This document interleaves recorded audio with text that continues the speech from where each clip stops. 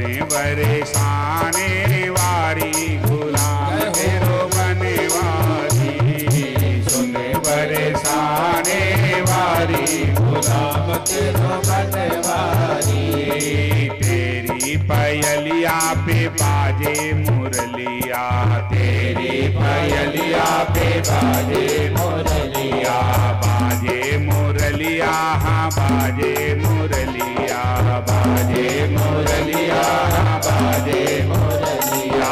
छम छम नाचत गिरधारी, छम छम नाचत गिरधारी, सुने बरसाने वारी गुलाम तेरो बनवारी, सुने बरसाने वाली गुलाम तेरो बनवारी। चंदा से आनन पे बड़ी बड़ी अखियाँ, चंदा से आनन पे बड़ी बड़ी अखियाँ, चंदा से आनन पे बड़ी बड़ी अखियाँ, चंदा से आनन पे बड़ी बड़ी अखियाँ। लटे लटे के घुंघराली गुलाम तेरो बनवारी, लटे लटे के घुंघराली गुलाम तेरो बनवारी, सुने बरसाने वारी गुलाम तेरो बनवारी, सुने बरसाने वाली गुलाम तेरो बनवारी।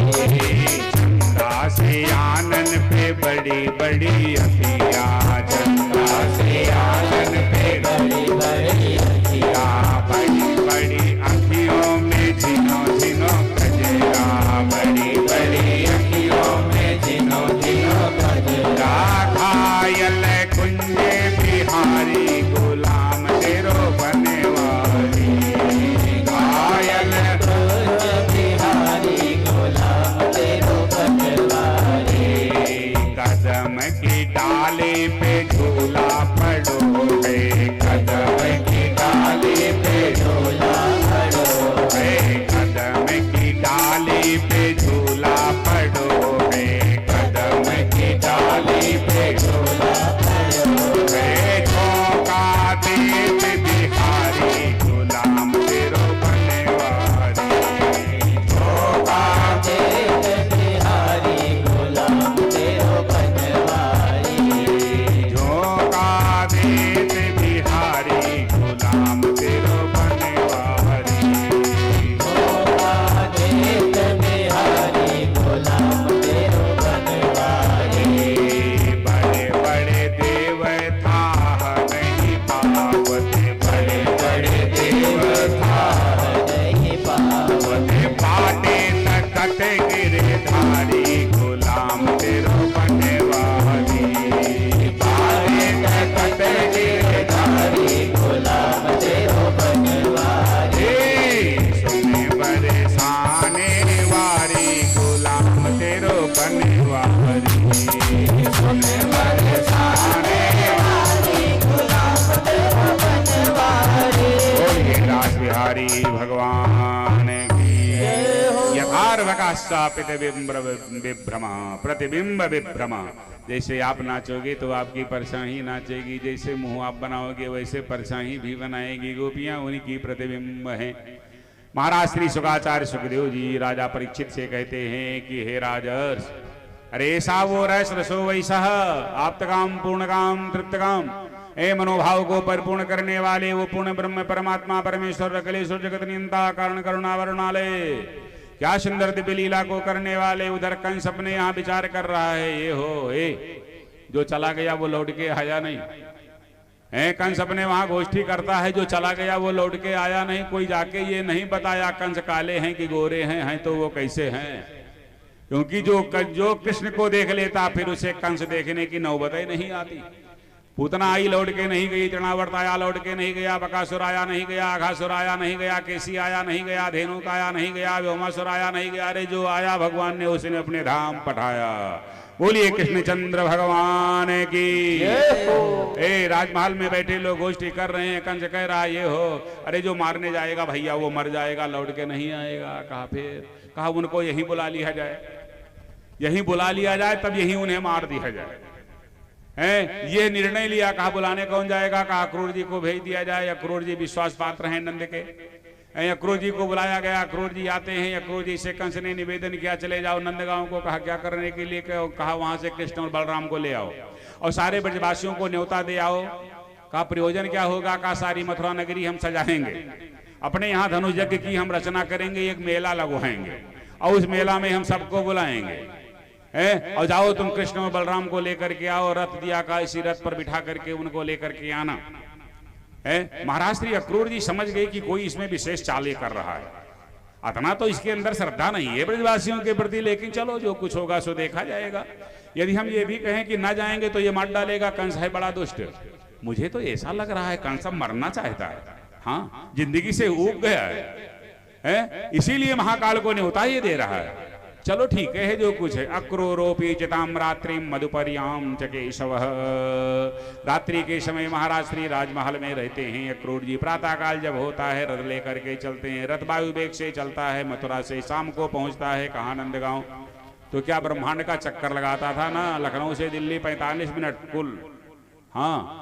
वायु वेग से चला तो कैसे चला, तो वायु वेग से, लेकिन जैसे ब्रजमंडल में पहुंचता है वो तब तक समाधि लग गई, हाँ, घोड़े की भी। अक्रूर जी के शाम का जब समय हुआ, सूर्यास्ताचल को जब जाते हैं, समाधि टूटती है, तब पहुंचते हैं। उस समय कृष्ण और बलराम गोदोहन कर रहे थे। देखा महाराज श्री अक्रूर जी को बड़ा अच्छा सम्मान किया, लेकर के गए, सुंदर बिठाया, जलपान आदि कराया, सारी व्यवस्था व्यवस्थित करते हैं। रात्रि के समय भोजन करवाते हैं, भोजन आदि करते हैं। और जब भोजन हो चुका तो उनके चरणों की सेवा करते हैं। गजब का ठाठ है महाराज श्री अक्रूर जी का। जिनके चरण सर लागी, करय विधि जप जोग विरागी। अपने कोमल कोमल हाथों से जिस समय सेवा करना प्रारंभ किया, ठाठ तो अक्रूर जी का। एक चरण की सेवा बलराम करते हैं, एक की सेवा कृष्ण जी करते हैं। यशोदा मैया बैठी हैं, नंद बाबा बैठे हुए हैं। चर्चा हो रही है किसके विषय में, मथुरा के विषय में। महाराज श्री भगवान श्री कृष्ण ने पूछा कैसे है नगरी आपकी। कहा नगरी तो अच्छी है भैया, लेकिन वहां का शासक बड़ा दुष्ट है, जीते वरासत लगा लिया है, हाँ, बाप को कारागार में डाल दिया है, वो किसी का नहीं है भैया, है ना, वो बहन का है ना वो जीजा का है, भांजे को तो इतना इस आधार से है। ऐसी बात करते करते रात व्यतीत हो जाती है, प्रातः काल हो जाता है। गोपियां जब उठती हैं, दही जब मत्ती हैं, जब गोपियों ने जब देखा, क्या देखा, जब है कि रथ आया है, गोप सुकुमारियां सब वहां आ जाती हैं। जब ये चर्चा हुई कि ये आए हैं कृष्ण को ले जाने के लिए, ये बताया कि ब्रजवासियों को सबको बुलाया है, ये रथ भेजा है, हम आपको लेने के लिए आए हैं। ये जब रहस्य गोपियों को जब पता चलता है, बड़े जोर जोर से रोने लगी। कहा इनका नाम क्या है, कहा नाम अक्रूर है। कहा ये नाम रखने वाले बेवकूफ थे, इनका नाम क्रूर रखना चाहिए, अक्रूर किसने रख दिया है, ये तो बहुत बड़े निर्दयी है, बहुत बड़े क्रूर हैं। लड़ना शुरू कर दिया अक्रूर जी से। भगवान समझाते हैं भाई क्यों परेशान किए हो, मैं स्वतः जा रहा हूं, हाँ, और ये मेरी मदद करेंगे, रथ लेकर के आए। कहा हम लोग भी चलेंगे। कहा ना, आप लोगों को वहां नहीं जाना है। नंद उपनंद सुनंद महानंद और इत्यादि मधुमंगल श्रीदामा जागतो शुभलार्जुन देवप्रस्थ, ये सब इकट्ठा है। बच्चों ने कहा हम कहा, हाँ तुम लोग चलो। और ब्रजवासी लोग सब तैयार हुए, गोपियों को रोका। देखिए यदि सम्मान तब तो हम लोग आप लोगों को भी बुला लेंगे, और यदि उसके दिल में कहीं कुछ काला होगा, है कोई विद्रोह रचेगा, तो हम लोगों को युद्ध करना पड़ेगा। इसलिए आप लोगों को जाना वहां उचित नहीं है। सबको रोक दिया। रथ का पहिया पकड़ लेती हैं, कोई आगे लेट जाती हैं, कोई चरण पकड़ लेती है। भगवान सबको विलक करते हैं, धीरे धीरे रथ चलता है। बड़े जोर जोर से रोती हैं वो। इति गोप्या प्रगायन्त्या रुरदुषुश्रम राजन कृष्ण दर्शन लालसा कृष्ण विषक्त मानसा आदित्याद बोली भागवत भगवान की। अचेत सी हो गई, एक क्षण का भी योग बर्दाश्त नहीं होता है। महाराज श्री अक्रूर जी रथ लेकर के पहुंचे कहां, जमुना जी के किनारे। अक्रूर जी सोचते हैं कि ये ब्रजवासी कितना प्रेम करते हैं, गोपियां कितना प्रेम करती हैं, और वो कंस दुष्ट इनसे द्रोह कर लिया है। ऐसा ना हो कहीं इनको मार दे, और यदि मार देगा तो सारा पाप मुझे लगेगा। ब्रह्म की लीला में जीव उलझ जाता है। अक्रूर जी उलझ गए कि हाय सारा पाप मुझे लग जाएगा। तब तक जमुना जी के किनारे पहुंचते हैं, भगवान कन्हैया की तरफ देखा, कहा भैया, कहा हाँ चाचा, कहा कहो तो स्नान कर लें तब चलें, क्योंकि अभी स्नान नहीं किए हैं। सुबह सुबह कोहराम मच गया, गोपियां रोने लगी। कहा कर लो स्नान। जब स्नान करने के लिए जब प्रवेश करते हैं, स्नान करते समय भगवान का ध्यान करना चाहिए। क्यों? उनकी कृपा से स्नान कर रहे हो, और जहां ना होगी कृपा तहां घर वाले फिर हाँ एक ही दिन नहाएंगे, स्नान कराएंगे, फिर अपना 10 दिन नहाएंगे, तब शुद्ध होगा। अब ऐसा पहनाएंगे, एक ही बार पहनाते हैं फिर ढंगदार हो। गजब की लीला है, भगवान की कृपा है तब अपने आप स्नान कर रहे हो, अपने आप भोजन कर रहे हो। भोजन करते समय याद करो, हाँ स्नान करते समय याद करो। जैसे वो भगवान का ध्यान करते हैं, शांताकारम भुजगशयनम पद्मनाभम सुरेशम, तो उनके ध्यान में कृष्ण और बलराम आते हैं। बड़ी देर तक ध्यान लगाया लेकिन कृष्ण बलराम आ रहे हैं।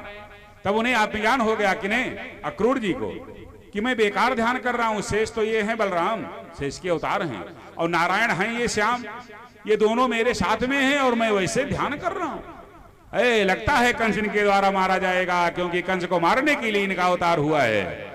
वो स्तुति करना प्रारंभ कर दिए, बड़ी देर तक स्तुति की। अब क्या किया जाए, समय तो ज्यादा है नहीं। बोली भागवत भगवान की।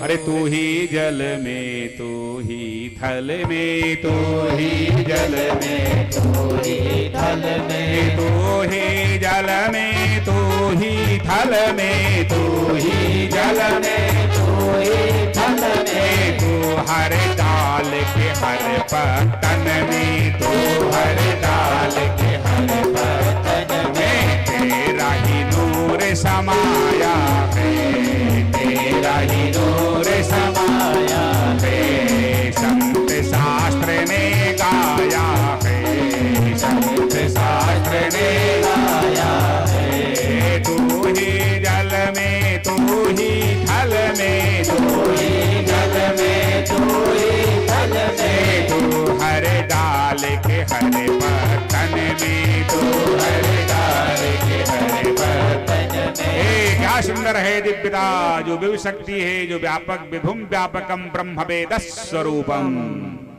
है। जब स्तुति करना प्रारंभ किया, भगवान ने अपनी वैष्णवी माया डाल दिया, सब भूल गए, आते हैं वस्त्र पहनते हैं, आगे बढ़ते हैं। बोले कृष्णचंद्र भगवान की जय हो। जब आगे जब बढ़ते हैं, क्या देखा, नगरी दिखाई पड़ी भाई। हाँ, एक गजब की नगरी थी, भगवान की जन्मस्थली है, कोई साधारण थोड़ो है, बहुत अच्छा ऐश्वर्य और वैभव था। भगवान ने देखा, चाचा जी, हाँ भैया, कहा यही नगरी, कहा हाँ, कहा ये राजमार्ग है, कहा हाँ, कहा रास्ते से जाओगे तो राजमहल पहुंच जाओगे। कहा तो आपका घर किधर, कहा मेरा तो इधर है। कहा तो अब ऐसा करो, आप अपने घर को जाएं, अब हम पैदल पैदल थोड़ा चल लेंगे। रथ से उतर पड़े भगवान। श्री कृष्ण है, बलराम है, मनसुखा है, याक्तोक है, शुभलार्जुन है, देवप्रस्थ है, श्रीदामा है, नंद है, उपनंद है, सुनंद है, महानंद है, ये सब ब्रजवासी। हाँ, उतर लिए भगवान रथ से। आगे जब बढ़ते हैं, अक्रूर जी ने कहा दर्शन जरूर दीजिए। कहा अवश्य में हम आएंगे, जाएं आप अपने घर, हम पूछ करके आ जाएंगे। अब जैसे भगवान मथुरा नगरी में प्रवेश करते हैं, क्या रही गजब की लीला हो। कुछ तो कंस ने सजाया था, कुछ नगरी स्वतः सज गई थी ब्रह्म के आगमन में। बोलिए कृष्णचंद्र भगवान की। सबसे पहले कौन मिला, वो धोबी मिला, जो कंस के वस्त्रों को धोया करता था। वस्त्र धो करके लेकर के जा रहा था। श्री रामा, शुभलार्जुन, मधुमंगल, इन लोगों ने भगवान से कहा भैया भैया, हाँ बोलो। कहा हम लोगों के कपड़े ठीक नहीं है, ये तो बहुत मेंटेन नगरी है। कहा तो, कहा कहो तो इससे कुछ मांग ले, अदला बदली कर ले, मेला से लौटेंगे फिर बदल लेंगे। कहा तो मांगो। आगे जाते हैं, याचना करते हैं, भैया दे दो, इनमें से कपड़े मेरे ले लो, गंदे हैं, इनको साफ कर देना। कहा कौन हो तुम, कहा जानते नहीं, हम लोग ब्रजवासी हैं। कहा वो चाटा मारूंगा, बुद्धि दुरुस्त हो जाएगी। है कमरी कथरी ओढ़ने वाले, तुम्हारी औकात है इन वस्त्रों को पहनने की, जानते नहीं हो मैं कौन हूं, और ये वस्त्र किसके हैं जो मांग रहे हो। अरे मनसुखा ने सोचा ये देखो, ये तो बड़ी बेइज्जती हो गई। श्रीदामा सब लौटे, भगवान के पास गए। कहा क्या, कहा जहां का धोबी इतना टर्राता है तो राजा तो बहुत टर्राएगा भाई। हाँ ये तो बहुत दुर्मद है, ये दिया भी नहीं है और कमरी कथरी ओढ़ने वाला बता दिया। अरे जरा बात करो तो, इससे देखो तो। भगवान आगे बढ़े, सबको देने वाले आज धोबी के सामने हाथ फैलाते हैं। हाँ सबको देने वाले धोबी के सामने हाथ फैलाते हैं। भगवान ने कहा भैया इनमें से कुछ वस्त्रों को दे दो। कहा एक बार बताया समझ में ना आया, वो चाटा मारूंगा, बुद्धि दुरुस्त हो जाएगी। तदा कुपित देव की सुधा, तब भगवान हुए कुपित। अब ऐसा कुपित हुए, रजकस्य कराग्रेणे सिरा कायात पाते, एक चाटा ऐसा लगा दिया, सिर कट करके बाहर गिर गया। धड़ अलग पड़ा है, गट्ठर अलग पड़ा है, सिर अलग पड़ा हुआ है। रजकस्य कराग्रेणे सिरा कायात पाते, काया में शरीर से सिर भिन्न हो गया। लोग देख करके दंग रह गए। कहा गजब हो गजब, लगता है मथुरा की सत्ता अब इसके हाथ में जाएगी। जब एक चाटा से सिर कट करके अलग गिर गया तो अनुमान लगाओ कितना बलवान। ना वहां पोस्टमास्टम होना है, ना कोई 302 मुकदमा दर्ज होना है। भगवान ने इशारा किया, तुरंत गट्ठर को खोला, लोगों ने वो सब पहन लिया कपड़ों को, क्या पूछना है, राजसी वस्त्र हैं जब पहनते हैं उसे।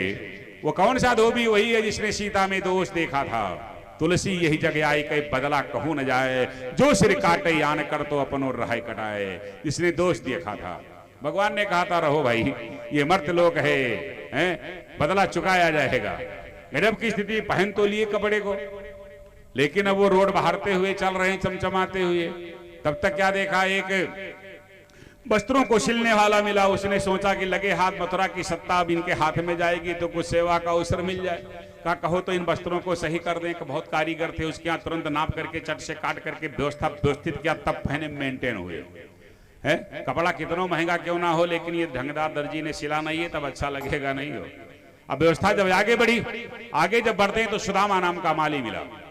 सुदामा नाम का माली मिलता है, बहुत बड़ा पुष्प का व्यापारी था। भगवान कन्हैया को, बलराम को, सबको पहना, जितने ब्रजवासी हैं, बड़ी सेवा हो रही है। हाँ है, सुंदर सुंदर हार पहना दिया और आगे बढ़े। तब क्या देखा, 3 जगह से टेढ़ी कुंवर निकला हुआ था, कुब्जा जा रही थी। बोलिए कृष्णचंद्र भगवान की।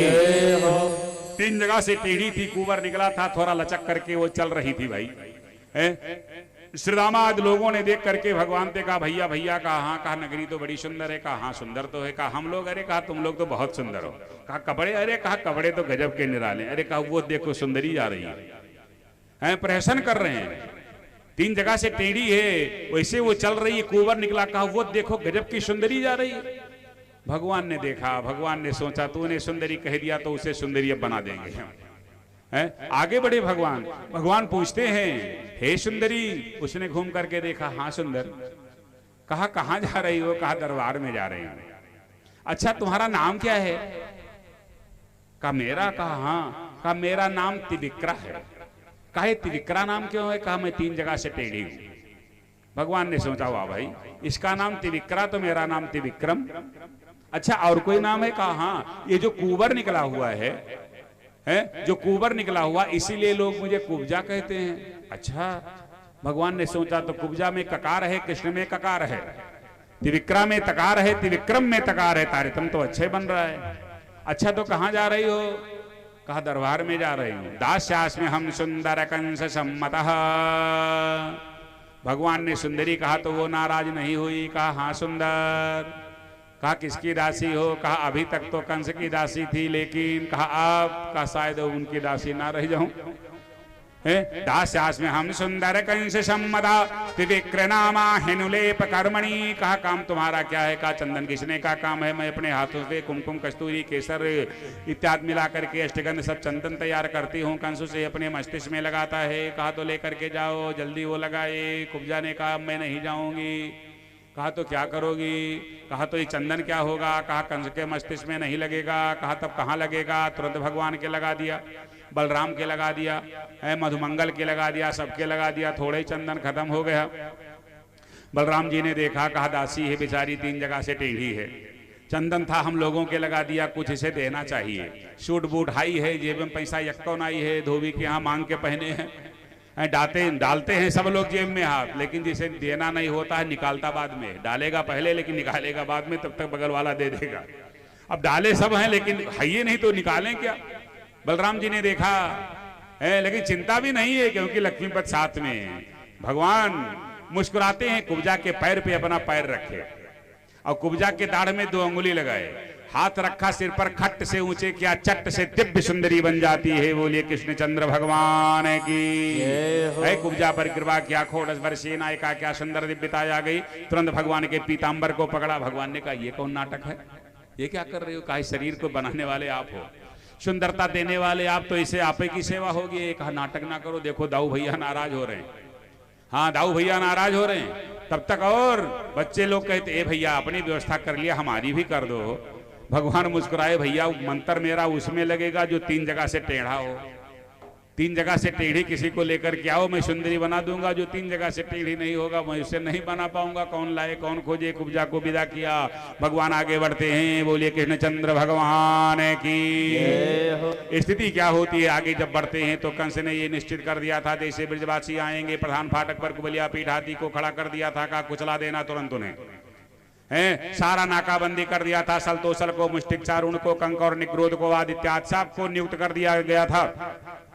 मल्लशाला में सब लोग लगे हुए थे, धनुष रखा हुआ था। भगवान जैसे जाते हैं कुबलिया पीठ हाथी से कुचलाने का प्रयास जैसे किया गया, भगवान घूम करके आगे पीछे, एक ने पकड़ लिया सूंड, एक ने पकड़ लिया पूंछ। वो जब अगारता तो पिछाड़ लेते, पिछाड़ता तो अगार लेते। कुबलिया पीठ हाथी के प्राण जा रहे, घुमा करके उस हाथी को चट्टान पे ऐसा पटक दिया, पीलवान समेत धराशायी क्षयोचित विसर्जन। बोलिए कृष्णचंद्र भगवान की। कुबलिया पीठ हाथी को मार करके उसके दांत को उखाड़ लिया। तभी की कहावत है, कौन हाथी मारेगा दांत उखाड़ेगा भाई। कुबलिया पीठ हाथी को मार करके उसके दांत को उखाड़ लिया। धनुष रखा हुआ था, धनुष का खंडन कर दिया। डगमग डगमग पृथ्वी होने लगी। कंस घबरा गया। कंस ये समझता था जब तक धनुष सुरक्षित तब तक मैं सुरक्षित हूं, जिसके द्वारा धनुष का खंडन होगा उसी के द्वारा मैं मारा जाऊंगा। विह्वल हो गया कंस, लेकिन अब करे तो क्या करे, सिंहासन पर बैठा हुआ है। और जब आगे जब बढ़ते हैं इसी परिस्थिति में, सल है तो सल है, मुष्टिक है, चारुण है, कंक है, निग्रोध है, एक से एक विकराल विकराल योद्धा मल्लशाला में है। सल भगवान को उठा करके फेंकता, फरफराते जाते, सामने आ जाते, फिर वैसे खड़े हो जाते। तो सल भगवान बलराम जी से युद्ध करता, और जो सैनिक लोग हैं मनसुखा, तो शुक्ला, अर्जुन, देवव्रत, ये सब उनसे युद्ध करते हैं। वहां के देखने वाले लोग देखते हैं, कहा भाई ये युद्ध समझ में नहीं आ रही है। जो लड़ने के लिए नियुक्त किए गए वो जब देखते हैं भगवान को तो भगवान का पर्वताकार स्वरूप है, और जो श्रद्धा भक्ति से देखते हैं वो जब देखते तो भगवान का बड़ा सौम्य रूप है। मथुरा की रहने वाली जो नारियां जो भक्त थी सब वैसे नहीं थी। वो जब देखती सोचती है इन्होंने पूतना को मारा कैसे, अघासुर बकासुर तृणावर्त केसी धेनुक सल, इनको मारा कैसे इन्होंने इस 7 कोस का पर्वत कैसे उठा लिया।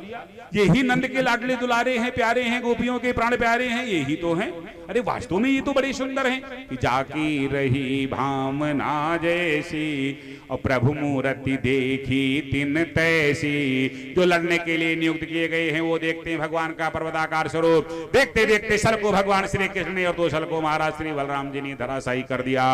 और आगे जब बढ़ते हैं तो चाणूर को एक चाटा लगाया भगवान ने, धाम से वो गिरा। बलराम जी ने एक मुष्टिका का प्रहार मुष्टिक के ऊपर किया, वो भी धराशायी हो जाता है। चले और तोसल का निधन, मुष्टिक और चारूण का जब निधन होता है, ऐसी परिस्थिति में दौड़ते हुए जाते हैं भगवान। एक कंस बैठा हुआ था सिंहासन पर, पकड़ करके शिका घसीटते हुए उसे लेकर के चले आए।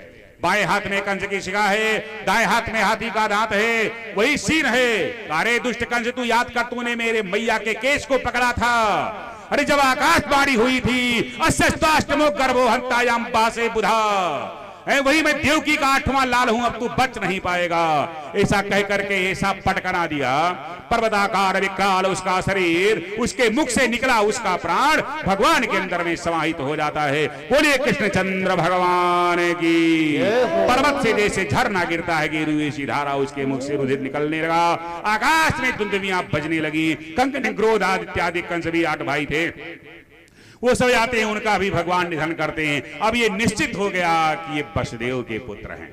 हाँ, अब ये निश्चित हो गया कंस की जो पत्नी है अस्तिवर प्राप्त आकर के विलाप करना प्रारंभ किया। भगवान शिक्षा देते हैं, संसार में कोई किसी का नहीं है। अपने कर्म के फल को भोगने के लिए लोग आते हैं, भोग समाप्त हो जाता तुरंत यहाँ से प्रस्थान कर देते हैं। यही गजब की अपने में लीला है। अविचल है जो धर्म पर होती उसकी जीत, अन्यायी के लाश पर होते गाते गीत।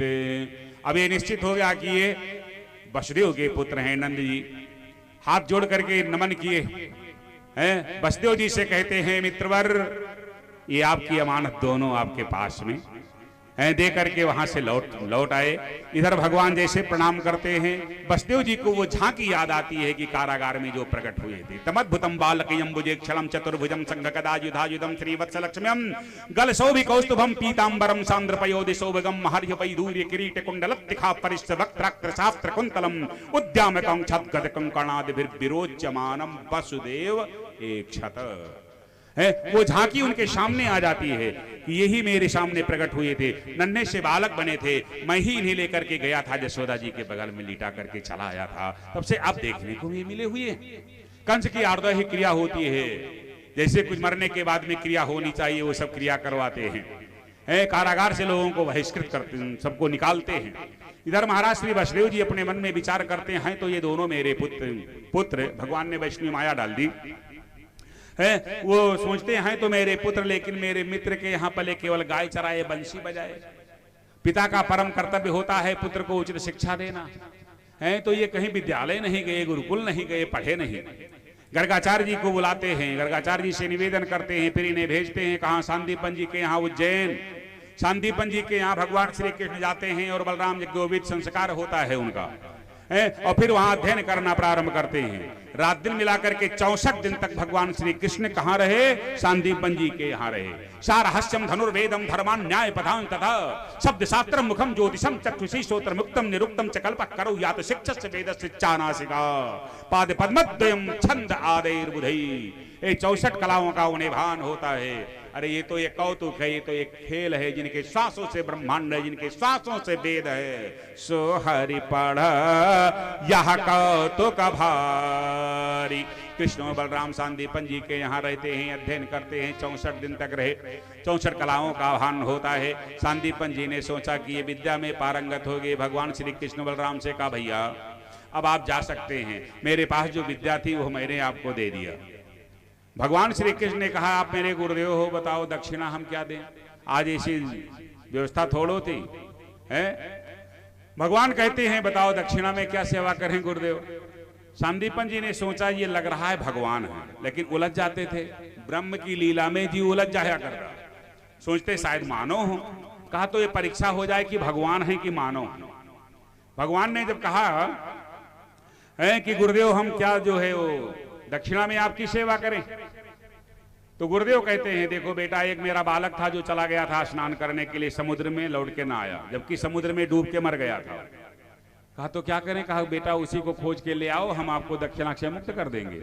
भगवान मुस्कुराए, वाह गजब परीक्षा है गुरुदेव, चलो ठीक है। फिर समुद्र में जाते हैं, समुद्र में प्रवेश करते हैं। अगाध जल समुद्र में पांचजन्य नामक का दैत्य उसका संहार करते। वहीं से शंख प्रजाति निकलती है, शंख लेते हैं और शंख लेकर के गए संजवनीपुरी जिसे कहते हैं धर्मपुरी। जाकर के वहीं बजाना प्रारंभ किया। धर्मराज जी पुरी से बाहर आए, भगवान को प्रणाम किया।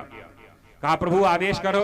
का गुरुपुत्रम निहानीतम निज कर्माणि बंधनात्, मेरे गुरुदेव जी का बालक आपके यहाँ आया है अपने कर्म बंधनों में फंस करके। कहा तो कहा आन यशो महाराज, मैं उसे लेने के लिए आया हूँ। धर्मराज जी ने कहा मेरे यहाँ शोध शरीर आता है, यहाँ से जो जाएगा उसे लोग भूत कहेंगे, परेत कहेंगे। कहा ये नाटक ना करो, जल्दी दो कि हम चलें, हैं क्योंकि मेरे यहाँ शोध शरीर आता है। धर्मराज जी ने कहा दे रहे हो कि हम चलें वहां से लेकर आए? अरे कहा ना प्रभु, आप जब चलोगे तो लोग आपका दर्शन करके परम धाम चले जाएंगे, आपके धाम तो यहाँ सब खाली हो जाएगा, तो अकेले राज में क्या करूंगा। ठीक मैं ला रहा हूँ। तेज पुंज लेकर के आते हैं। भगवान ने जैसे कद काठी रूप रंग स्वभाव था उस आधार से बनाया और बना करके ले करके गए। सांदीपन गुरुदेव जी को सौंप दिया। बोले भागवत भगवान की। गुरुदेव जी ने देखा, भगवान हाथ जोड़ करके प्रार्थना किए, गुरुदेव और कोई इच्छा हो बताओ। कहा ये बेटा है जिसका मरा हुआ बालक वापस आ जाए, हैं कितनी उसे प्रसन्नता होगी। और कौन ला पाएगा? केवल परमात्मा ही ला सकते हैं और किसी के बस की बात नहीं है। एक बार तो देखा अपने बालक को, फिर देख रहे हैं भगवान को। कौन देख रहे हैं? महाराज श्री सांदीपन जी। प्रेमास्त्र छलक आया, भगवान को अपने हृदय से लगा लिया। भगवान हाथ जोड़ करके कहते हैं गुरुदेव और बताओ कोई सेवा हो तो। कहा हे बेटा, आप ऐसे शिष्य को प्राप्त करने के बाद पश्चात और कौन सी कामना रहेगी? कामाना अवशिष्यते है। जाओ, आपने मुझे गुरु बनाया है, मेरे गौरव को बढ़ाया है, मैं आपको आशीर्वाद देता हूं। गुरु जब आशीर्वाद देता है तभी मंत्र सार्थक होता है, तभी विद्या सार्थक होती है, अन्यथा निष्प्रभावित हो जाती है। बोलिए भागवत भगवान की जय हो। महाराज श्री सांदीपन जी कहते हैं सम्यक संपादितो वत्से भवद्भ्याम गुरु निष्क्रय। जैसी दक्षिणा आपने दिया है वैसी कोई दक्षिणा दे नहीं पाएगा। भगवान ने दक्षिणा में, गुरु दक्षिणा में मरे हुए बालक को वापस किया था। ये प्रभु ही कर सकते हैं, ये सब अमानवीय चरित्र है। गुरु माता को प्रणाम करते हैं। सुदामा से वही मित्रता हुई थी, सबसे मिलते हैं और फिर मिल करके आते हैं कहाँ? अपनी मथुरा नगरी में। महाराज श्री वसुदेव जी को प्रणाम किया। गुरुदेव जी के स्वभाव का, गुरु माता के स्वभाव का सुंदर दिव्य वर्णन करते हैं। एक एक दिन सबके घर में जाते हैं, सारे घरों को भगवान श्री कृष्ण पवित्र करते हैं। महाराज श्री अक्रूर जी के यहाँ भी गए और कुब्जा के यहाँ भी भगवान जाते हैं। भगवान बिना मित्र के नहीं रहे। जब गोकुल में रहे तो मधुमंगल, सुदामा, तो शुभलार्जुन, देवप्रस्थ आदि उनके मित्र थे। जब पढ़ने के लिए गए 64 दिन के लिए संदीपन जी के यहाँ उज्जैन, तो वहां उनके मित्र सुदामा थे। और जब लौट करके आए मथुरा में तो उनके मित्र कौन हैं? उद्धव जी हैं। उद्धव जी कोई साधारण नहीं है, उद्धव जी कोई साधारण नहीं है, बृहस्पति के शिष्य हैं, बहुत बड़े ज्ञानी थे वो। जब देखो तब ज्ञान की चर्चा करें, जब देखो तब ज्ञान की चर्चा करते रहे। उद्धव भाई ज्ञानी ज्ञान की चर्चा करेगा ही? भगवान कहते हैं, भगवान अपने मन में सोचा, ये देखो ये बेटों की चर्चा करते हैं, हाँ ज्ञान की चर्चा करते, वैराग्य की चर्चा करते, भक्ति की चर्चा नहीं करते हैं जिससे ज्ञान और वैराग्य उत्पन्न होने वाले हैं। और ये भक्ति की चर्चा नहीं करते, इनको भक्ति की भी चर्चा करनी चाहिए, लेकिन जब देखो तो वो ज्ञान वैराग्य की चर्चा करें। भगवान के समझ में आया इनको भक्ति नगरी हम दिखा दें, भक्ति स्वरूपा जो गोपियां हैं उनका हम दर्शन करा दें, हैं जिनकी नखमण चंद्रिका में ज्ञान, जिनके रोम रोम में ज्ञान, जिनके रोम रोम में वैराग्य, जरा इनको वहां थोड़ा हम भेज दें तो कुछ चर्चा हो जाएगी। भगवान एक दिन उद्धव जी के हाथ को पकड़ते हैं, पकड़े हाथ एकांत में गए, बड़े जोर जोर से रोने लगे। भगवान बड़े जोर जोर से रोने लगे। उद्धव जी ने कहा क्या हो गया हो? हाँ किसी ने कुछ कह दिया है क्या? कोई विशेष बात लग गई है क्या? कोई उधर में कोई दर्द है क्या? कहा हाँ दर्द बहुत तेज है।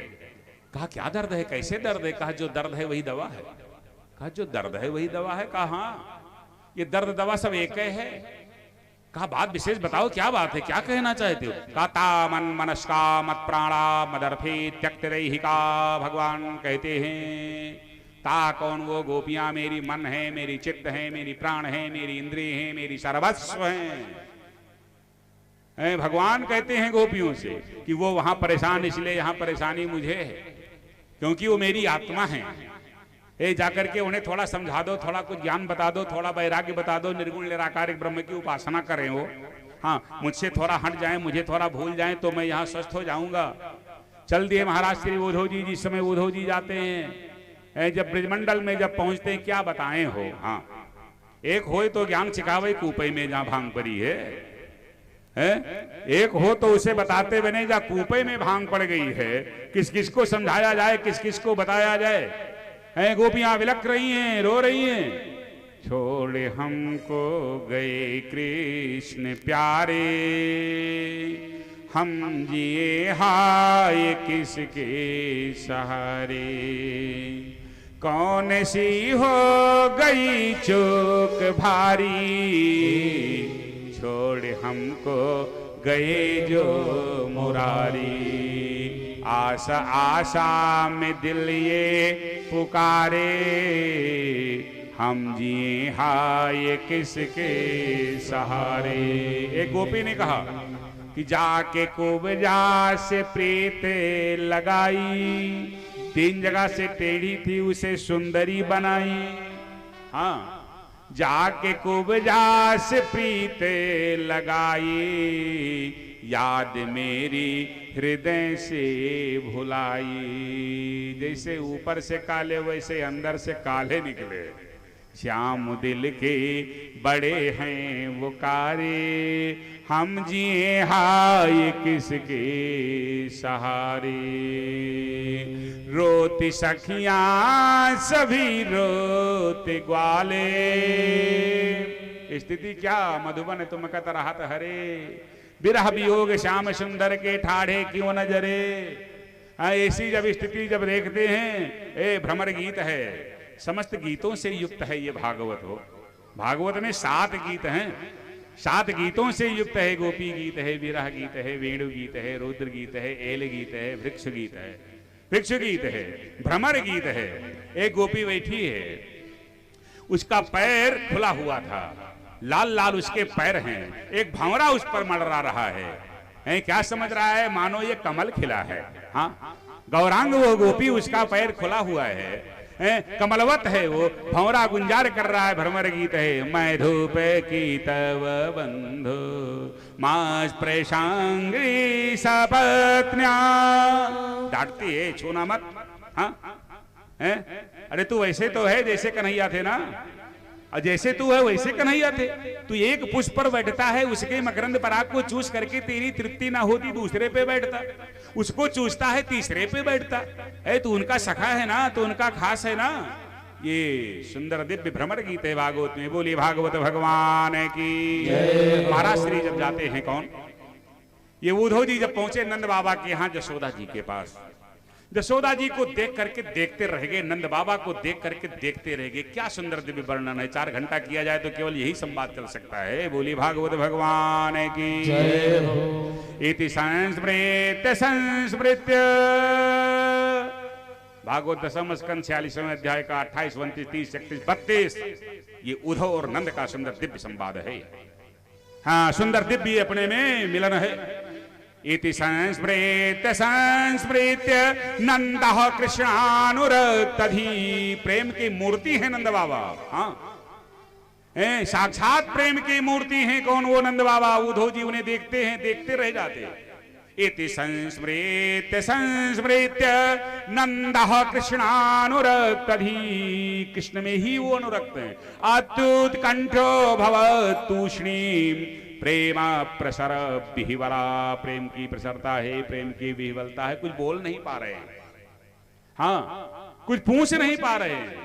यशोदा जी वर्णन करती हैं, जब ये समझती हैं कि ये मथुरा से आए। यशोदा वर्णमानानि, वर्णन करती हैं किसका, पुत्र से चरितानि च। भगवान श्री कृष्ण को यशोदा जी अपना लाडला मानती हैं, दुलारा मानती हैं, अपना बेटा मानती हैं, भगवान नहीं मानती। जबकि 2 बार वो विराट रूप का दर्शन वो कर चुकी हैं, फिर भी भगवान ने उनके ऊपर वैष्णवी व्यातनोन्मायाम पुत्र स्नेह मयम विभु, ये पुत्र के स्नेह से मुझे माने। ऐसी है मैया यशोदा जी, भगवान कन्हैया को अपना बेटा समझती हैं। उद्धव जी से कहती हैं, यशोदा वर्णमानानि पुत्र से चरितानि च शृण्वन्त्या आश्रोण्य वस्त्रासे। बात करते करते नेत्रों से अश्रु की धारा बहती है, स्तन से दूध बहता है, आंचल भीग जाता है। उद्धव जी सामने बैठे, यशोदा जी सामने है। जब यशोदा जी को जब देखते हैं, कुछ वर्णन करना चाहती हैं। संदेशो देवकी सो कहियो, मेरे लाल को कौन सुताता होगा, कौन जगाता होगा। माखन मिश्री उसे ज्यादा अच्छा लगता है। रोटी में जब मक्खन लगा दिया जाता था तो बड़े चाव से खाता था, कौन उन्हें ऐसा खिलाता है। यशोदा वर्णमानानि पुत्र से चरितानि च शृण्वन्त्या आश्रोण्य वस्त्रासी अस्नेहस्नुत्पयोधरः, स्तन से दूध बह रहा, वात्सल्य भाव है, नेत्रों से अश्रु की धारा बह रही। अब ऐसी अवस्था में किसको क्या समझाओगे, क्या बताओगे। उद्धव जी हाथ जोड़ते हैं, हाथ जोड़ करके नमन करते हैं, नंद बाबा को नमन करते हैं, यशोदा जी को नमन करते हैं। परम ज्ञानी महाराज श्री उद्धव नमन करते हैं, हे नंद, हे यशोदा, वास्तव में तुम मानद हो। यस्मिन् जनः प्राण वियोग काले, शरीर त्याग करते समय एक क्षण का यदि ध्यान हो जाए तो लोग भवसागर पार हो जाते हैं। वो हाँ, अरे जीवन मुक्त हो जाते हैं कब, एक क्षण का ध्यान हो जाए शरीर त्याग करते समय।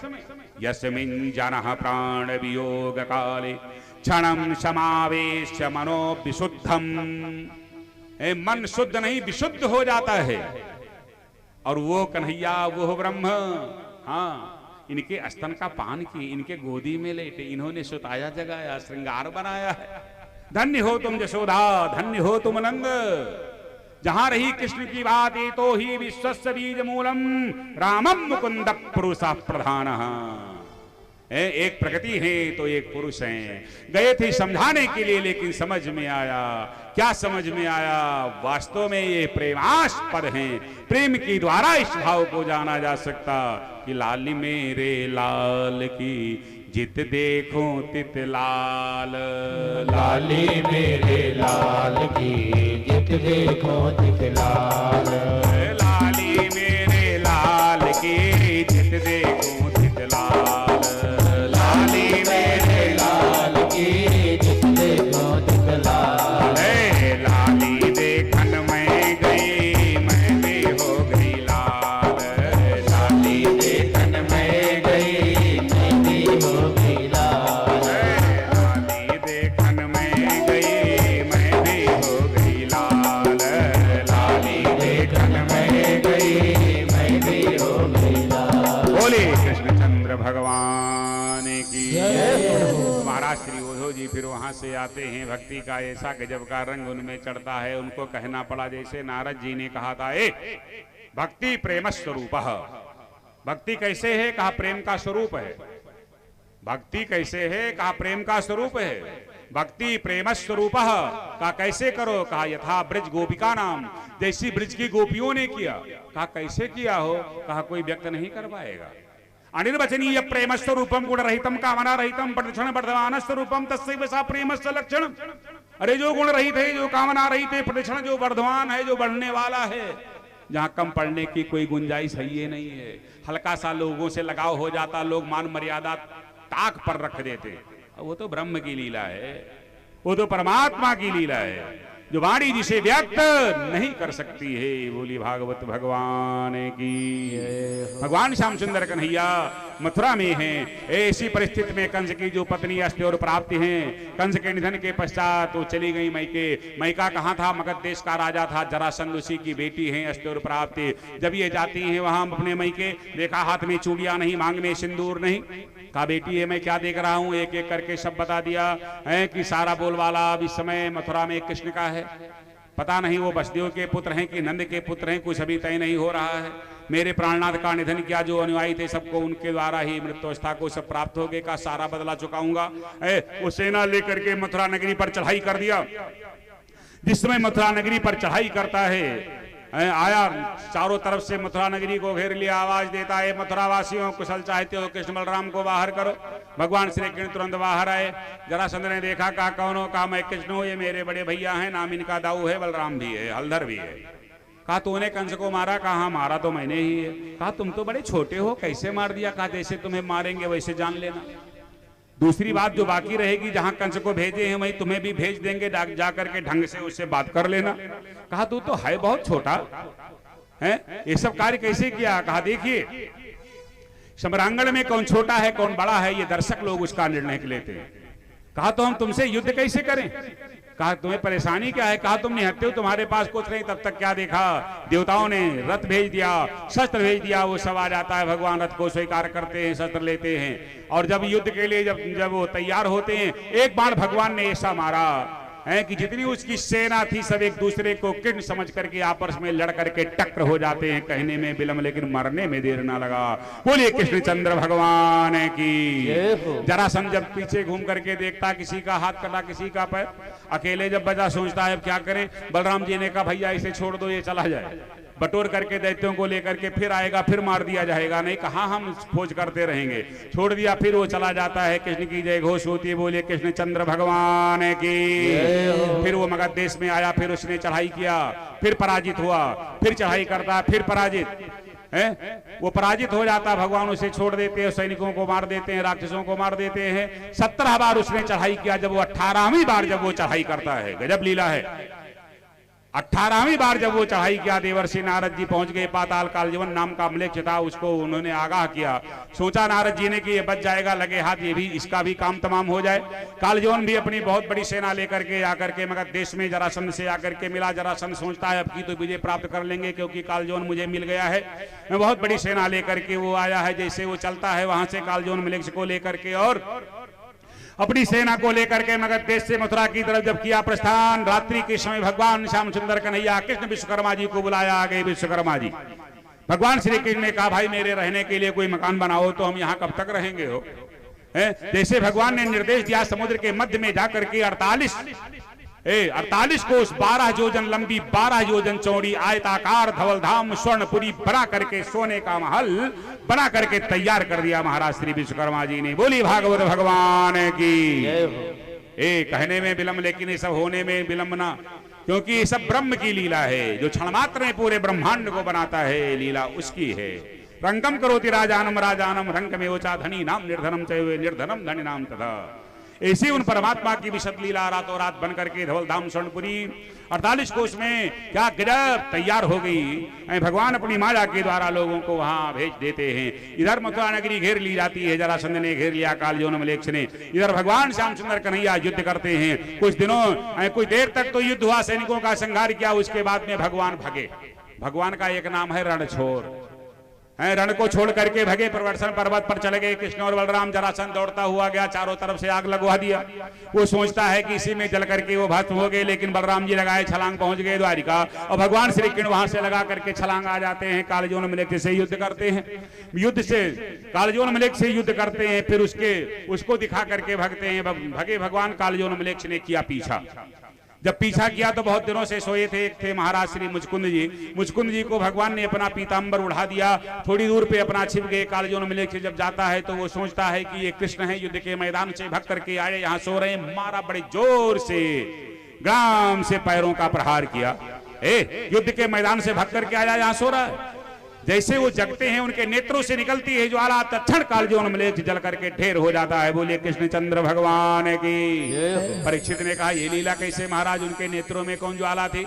वो कौन थे? का नाम था उनका? मुचकुंद मानधाता के वो पुत्र हैं, अयोध्या के वो राजा थे, अयोध्या के वो शासक थे। इक्ष्वाक वंश में उत्पन्न होने वाले मानधाता के पुत्र नाम था मुचकुंद। पहले देवता दैत्यों में जब संग्राम होता था तो देवता लोग आते थे, अयोध्या का जो शासक होता था उससे याचना करते थे, ये है अपनी अयोध्या की, यहाँ के राजा के बल पर देवता लोग राज्य करते थे। वही स्थिति थी। महाराज श्री मुचकुंद जी जाते हैं दैत्य देवासुर संग्राम में, दैत्य लोग पराजित होते हैं। देवता जब विजयी हुए, जब ये चलने लगे अपनी अयोध्या, उस समय देवताओं ने कहा, आपकी वहां 7वीं पीढ़ी चल रही है, अपने वहां न जाओ, कोई पहचानेगा नहीं। भाई 7वीं पीढ़ी का कोई आए तो उससे कोई ममत्व तो बन पाएगा? कहा तब क्या करें, यहीं रह जाएं? कहा ना, इस शरीर से यहाँ रह नहीं सकते हो। कहा ना, घर के रहने घाट के, अब करें तो क्या करें? कहा जाओ, बहुत दिनों से तुम युद्ध किए हो, सो जाओ। सोते में जो जगाएगा वो भस्म हो जाएगा। हाँ, सोते में जो जगाएगा वो भस्म हो जाएगा, और उसके बाद तुम्हें प्रभु का दर्शन हो जाएगा, परम धाम की प्राप्ति। ऐसा देवताओं ने कहा था। भगवान ने कहा ये भी काम पूरा हो जाए। तो वही महाराज श्री मुचकुंद जी के नेत्रों से निकली ज्वाला जल करके वो ढेर हो गया। भगवान चतुर्भुज रूप में प्रकट हो गए। मुचकुंद जी ने उन्हें प्रणाम किया और कहते, मांगो वरदान। का प्रभु आपकी भक्ति मेरे हृदय में विद्यमान रहे। कहा वो तो रहेगी। कहा ये ढेर कैसा है? तब बताया भगवान ने कि समय द्वापर का अंत होने वाला है। हाँ, द्वापर का अंत होने वाला है। इस समय हम कृष्ण के रूप में अवतरित हुए। कहा वो भी रूप दिखाओ। भगवान कृष्ण के रूप में हुए, उसका दर्शन किया। बद्रिकाश्रम जाते हैं और शरीर अपने प्राणवायु को खींच के चढ़ाया, ब्रह्मांड पर शरीर का त्याग करते हैं मुचकुंद जी, परमधाम की प्राप्ति। और वहीं से भगवान श्यामचंद्र कन्हैया कृष्ण आ जाते हैं। कहा धवल धाम स्वर्णपुरी अपनी द्वारिका में। बोली द्वारिकाधीश भगवान की। गंभीर स्वर में जय घोष कीजिए, आवाज ये द्वारिका पहुंचनी चाहिए। बोली द्वारिकाधीश भगवान की। अब भगवान का विवाह होना चाहिए। हाँ, सारा कार्यक्रम तो हो गया, नगर भी बन करके तैयार हो गया, महल भी बन गया, अब विवाह होना चाहिए। तो पहले बलराम का विवाह हो तब तो भगवान नंबर में आए। हाँ, विवाह में सबसे बड़ा भद्रा बड़ा भाई होता है। अब पहले उसका हो जाएगा तब तो तुम्हारा होगा। अब बलराम जी का विवाह करने के लिए कोई तैयार ही नहीं हो रहा। ना उन्हें राजा लोग, ना उन्हें क्षत्रिय अपना मानते, ना उन्हें ग्वाल अपना मानते, क्योंकि रोहिणी है जिनकी पत्नी वसुदेव जी की। वसुदेव कारागार में थे तब उनका जन्म हुआ था नंद के यहाँ पर। समस्या बड़ी जटिल है। ऐसा चश्मा ये समाज वाले लगाए, दोष बहुत थोपते हैं सबके ऊपर। अब कौन ये जाने कि 5 महीना तक गर्भ देवकी के पेट में रहा, फिर योग माया ने निकाल करके रोहिणी के पेट में उस गर्भ को कर दिया। ये सब कोई मानने को तैयार नहीं है, कोई विवाह नहीं करने के लिए तैयार है। देवताओं ने सोचा परिस्थिति बड़ी जटिल है, अब हम करें तो क्या करें। देवताओं ने जाकर के विधाता ब्रह्मा जी से कहा, भाई कुछ करो। बिना दिखाए विवाह जल्दी नहीं होता है, किसी ना किसी को उंगली दिखाना पड़ता है, बताना पड़ता है। तो महाराज श्री ब्रह्मा जी ने क्या किया, महाराज श्री रेवत जी को बुलाया। उनकी बेटी थी जिनका नाम था रेवती। ब्रह्मा जी सिफारिश करते हैं, कहते हैं कि त्रेता में ये लक्ष्मण थे, शेष के अवतार हैं बलराम, इनके साथ विवाह कर दो। तब देवताओं के कथनानुसार महाराज श्री रेवत जी ने अपनी दुलारी बेटी रेवती का विवाह बलराम जी के साथ में धूमधाम से किया। जब बलराम जी का विवाह संपन्न होता है, विदा करा करके रेवती को लेकर के आते हैं। क्या गजब का उत्सव होता है। बोले द्वारिकाधीश भगवान की। अब आए भगवान नंबर में। तो जब भगवान श्री कृष्ण का अवतार हुआ था, तभी राजराजेश्वरी मां पराम्बा जगत जननी जगदम्बिका आलादिका शक्ति भगवती महामाया लक्ष्मी जी रुक्मणी के रूप में अवतरित हो चुकी थी। कहां अवतार लिया था? विदर्भ देश के राजा थे महाराज श्री भीष्म, जिनके 5 पुत्र और 1 कन्या। रुक्माग्रज, रुक्मरथ, रुक्मकेशी, रुक्ममाली, रुक्मलेखाम सुशासती, जिनके 5 बेटे और 1 कन्या। कन्या में कौन? भगवती रुक्मणी है। रुक्मणी कौन है? साक्षात लक्ष्मी जी अवतार हैं, ऐसे वैसे नहीं है। पहले राजाओं के यहाँ स्वयंवर होया करता था। राजाओं के यहाँ स्वयंवर होया करता था, स्वयंवर में कुछ शर्त रखी जाती थी, हाँ, जो उसे परिपूर्ण करता था कन्या उसके गले में जयमाल डालती थी। गजब की स्थिति है। तो उसने अपने यहाँ पूरे नगर को सजा दिया। रुक्मिणी के भाई जो रुक्मी हैं वो सोचते हैं कि मेरे बहन का रिश्ता इस शिशुपाल से लग जाता तो बड़ा अच्छा था। शिशुपाल बहुत बड़ा पराक्रमी राजा था और देखने में भी बहुत सुंदर था, और रिश्तेदार जब अच्छे होते हैं तब तो कार्य अच्छा होता है। 2-4 रिश्तेदार अच्छे मिल जाएं तो सारा कार्य अच्छा हो जाएगा। 2-4 गड़बड़ हो जाएंगे तो पुलिस इतना छापा डालेगी कि हाँ वही जानेंगे। बोलिए भागवत भगवान की जय हो। सुंदर सुंदर पराक्रमी है, सुंदर भी है, तो उसी के साथ हम अपने बहन का रिश्ता करेंगे, ऐसा अपने मन में निर्णय ले लिया। सारे राजाओं के यहाँ पत्र भेज दिया गया, सारे नगर को सजा दिया गया, दिन निश्चित कर दिया गया। क्या पूछना है, राजा और महाराजा सब विदर्भ देश में आने लगे कि छोनी में के छोनी पति छाये जी ने छत्र छाया। तो राजाओं को बुलाया गया था। भगवान श्री कृष्ण को थोड़ो राजाओं में उनकी गणना नहीं थी, हाँ, राजा में उनकी गणना नहीं थी, तो उन्हें कोई पत्र भी नहीं दिया गया। अब स्थिति क्या है? स्थिति ये है कि शिशुपाल दूल्हा बन करके आया। एक दिन का बिना ताज का बादशाह होता है। जब लोग दूल्हा बनते हैं मंद मंद मुस्कुराते हैं, उसके बाद से ऐसा रोना शुरू करते हैं, ना ढंग से रो पाते ना फिर हंस पाते, मुस्कान तो होती ही नहीं है। अब वो मुस्कुराता हुआ सुंदर हार पहन करके, हाँ, आता है वो क्या गजब की डोली लेकर के आया, बज रही है शहनाई। ये सखियां जब देखती हैं, देख करके जाती हैं, रुक्मिणी से बताती हैं दूल्हा मैं देखा ही। रुक्मिणी ने कहा तूने दूल्हा नहीं देखा? अरे कहा आ गया, हाँ बहुत सुंदर। कहा वो नहीं है। कहा वो नहीं है? कहा ना। कहा उसके साथ विवाह नहीं होगा? कहा नहीं। कहा तो दूल्हा बेकार में बन के आया। अरे कहा अपने मन से आया तो आया, अब मैं क्या करूं, विवाह मुझे तो करना है, हम उसके साथ थोड़ो करेंगे। अरे कहा तो किसके साथ करोगी? है? कहा मैं श्याम सुंदर के साथ करूंगी। कहा ये कहाँ रहते? कहा द्वारिका में रहते। कहा मिली हो? कहा मिली तो नहीं हूं लेकिन मिल जाऊंगी। अरे कहा गजब की हो, भैया जानेंगे तो क्या होगा? कहा जो जानेंगे वो जानेंगे। अरे रीते पतिव्रत राखी चुकी, रीति पतिव्रत राखी चुकी, मुख भाखी चुकी, अपनो दुल्हा है। वर्ण करूंगी दुल्हन बनूंगी तो केवल द्वारिकाधीश की बनूंगी। हाँ अब ये दूल्हा बन के आया सो आने दो, इससे हमारा कोई रिश्ता नहीं है, कोई संबंध नहीं है। अरे गजब की लीला। धीरे धीरे बात ये पहुंच जाती है कहां? रुक्मिणी की माता के पास। धीरे धीरे बात पहुंच गई रुक्मी के पास। रुक्मी ने आकर के समझाना प्रारंभ किया, अरे सुनो, तुम्हारा विवाह उस ग्वाले के साथ नहीं हो सकता है। हाँ समुद्र के मध्य में जाकर के टापू में वो अपना नगर बसाया, निकल आएगा मत डाला जाएगा, वो बचेगा थोड़ो।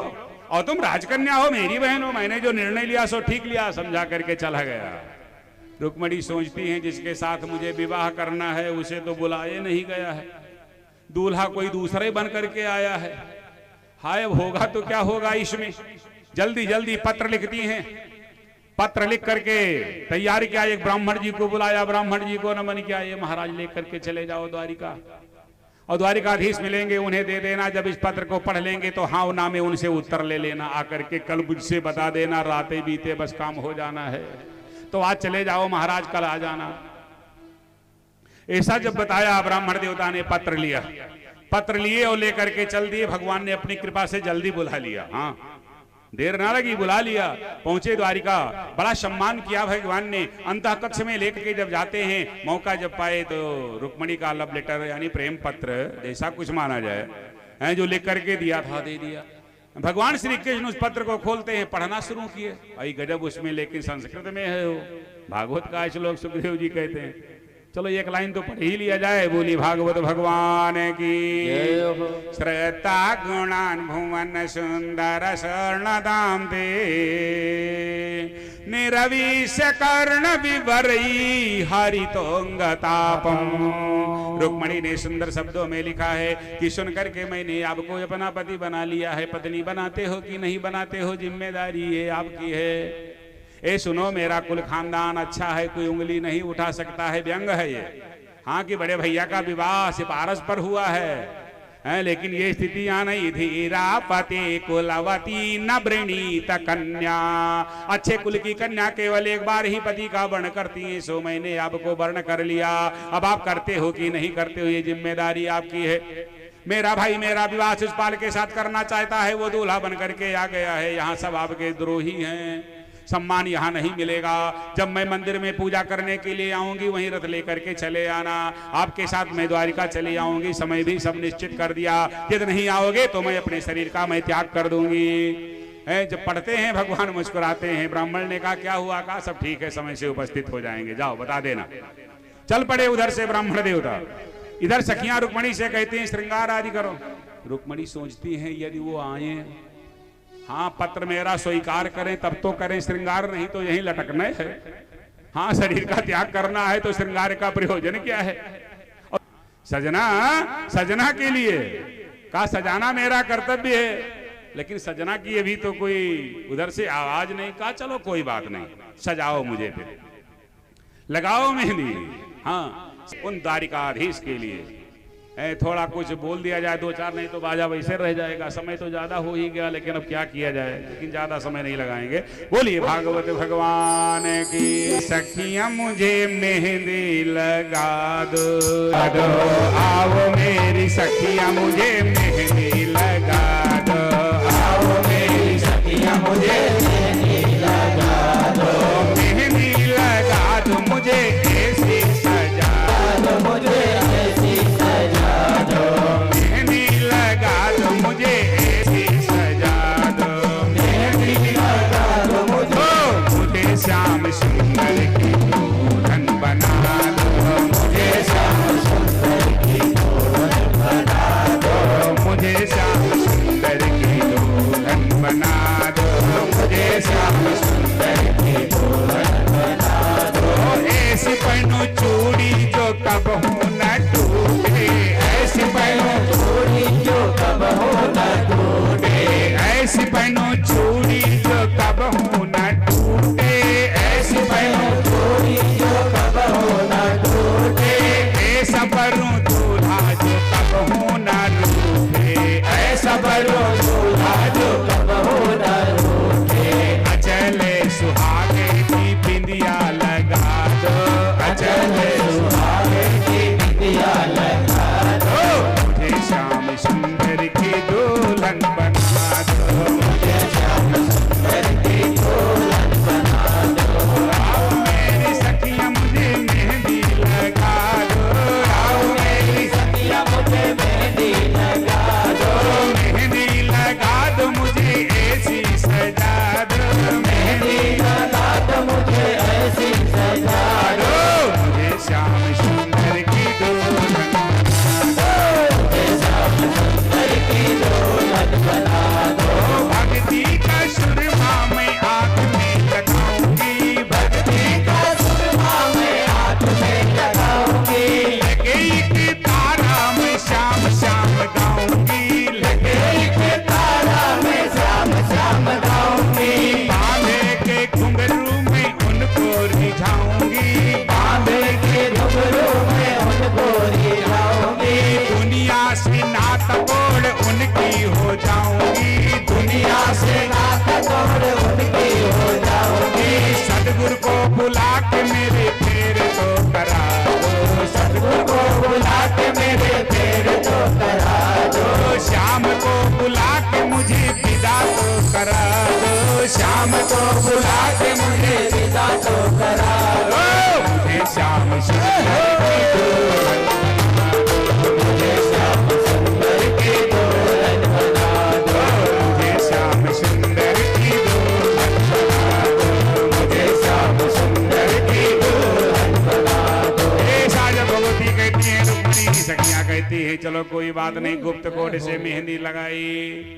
हाँ अब कैसे लिख दिया तो लगाने वाला ही जानेगा, लगवाने वाला ही जानेगा, जो लगाएगा वो जानेगा या जो लगवाएगा वो जानेगा, वो बताएगा तो और लोग जान पाएंगे। गुप्त कोड में कृष्ण कृष्ण कृष्ण कृष्ण कृष्ण। हाँ हो गया जो श्रृंगार आदि सारी व्यवस्था व्यवस्थित। सखियां कहती चलो चलो चलो पूजन करने के लिए। चलो पूजन करने के लिए। अरे कहा कब, जब उधर से ब्राह्मण देवता आने तब तो मंदिर जाए, यदि ब्राह्मण ना आए तब तो मंदिर ही जाना बेकार है।